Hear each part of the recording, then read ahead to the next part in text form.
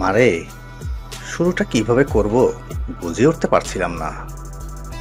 যেদিন তুই তোর মায়ের অস্তিত্ব ছেড়ে ভূমিষ্ঠ হয়েছিলি, সেদিন থেকে তোকে মা বলে ডাকতে শুরু করলাম। তোকে মা ডাকতে গিয়ে নিজের মা হারানোর ব্যথা ভুলেই গিয়েছিলাম। তোর মাকেও কোনোদিন মা ছাড়া অন্য নামে ডাকতে শুনিনি।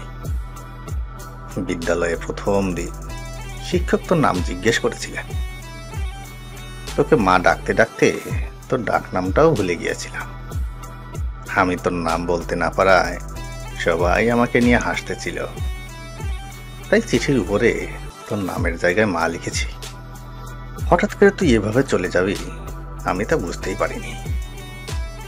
ছেলেটা যেদিন বাইরে ব্যাগ হাতে তোর জন্য অপেক্ষা করছিল, কখন তুই দরজা খুলে বাইরে বের হয়ে আসবি, আমি তখন ভিতরে বসে স্রষ্টার কাছে প্রার্থনা করছিলাম আর কতটা ভালোবাসতে পারলে তুই আমাকে ছেড়ে চলে যাবি না।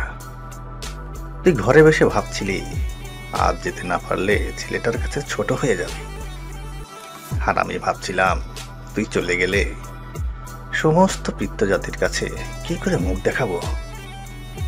জানিস মা, তুই তোর 3 বছরের ভালোবাসা খুঁজে পেয়েছিস, কিন্তু আমার জীবন থেকে 20 বছরের ভালোবাসা হারিয়ে গেছে। মারে, প্রত্যেকটা বাবা জানে রক্ত পানি করে গড়ে তোলা মেয়েটা একদিন অন্যের ঘরে চলে যাবে।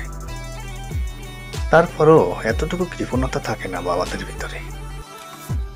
বাবাদের ভালোবাসা শামুকের খোলসের মতো মা, বাহিরটা শক্ত হলেও ভিতরটা খুব নরম হয়ে থাকে।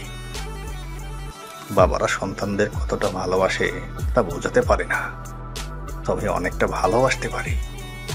জানি মা, আমার লেখাগুলো পড়ে তোর খারাপ লাগতে পারে, কি করব বল।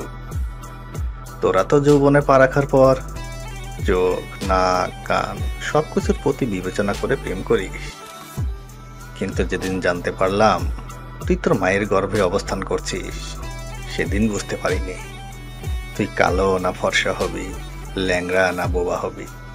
কোনো কিছুর অপেক্ষা না করেই তোর প্রেমে পড়েছিলাম, তাই এত কিছু লিখলাম।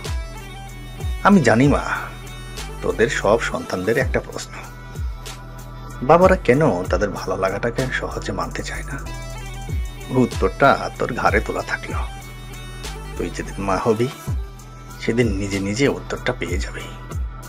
তোরা যখন একটা ছেলের হাত ধরে পালিয়ে যাস, তখন ওই ছেলে ছাড়া জীবনে কারো প্রয়োজন বোধ করিস না, কিন্তু একটা বাবা বোঝে তার জীবনে নিজের মেয়েটা কতটা প্রয়োজন।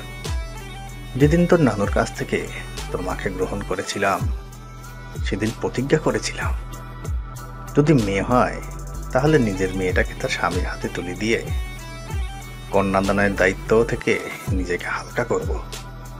তাই তোর প্রতি এত অভিমান। মারে, বাবার উপর রাগ করিস না। তোরা যদি অল্প দিনের ভালোবাসার জন্য ঘর ছেড়ে পালাতে পারিস, তবে আমরা 20 বছরের ভালোবাসার জন্য বেপরোয়া হব না কেন? বাবারা মেয়ে সন্তানের জন্মের পর চিন্তা করতে থাকে নিজের মেয়েটাকে সুপুত্রের হাতে তুলে দিতে পারবো তো, আর যৌবনে পা রাখার পর চিন্তা করে কোনো প্রতারণার ফাঁদে পড়ে বিপদে পড়বে না তো। তাই মেয়েদের প্রতি প্রত্যেকটা বাবার এত নজরদারি। যদি মন কাঁদে চলে আসিস, বুক পেতে নেব। হয়তো তোর মায়ের মতো তোকে পেটে ধরিনি, তবে পিঠে ধরা যন্ত্রণাটা সহ্য করতে পারছি না। ইতি তোর জন্মদাতা পিতা।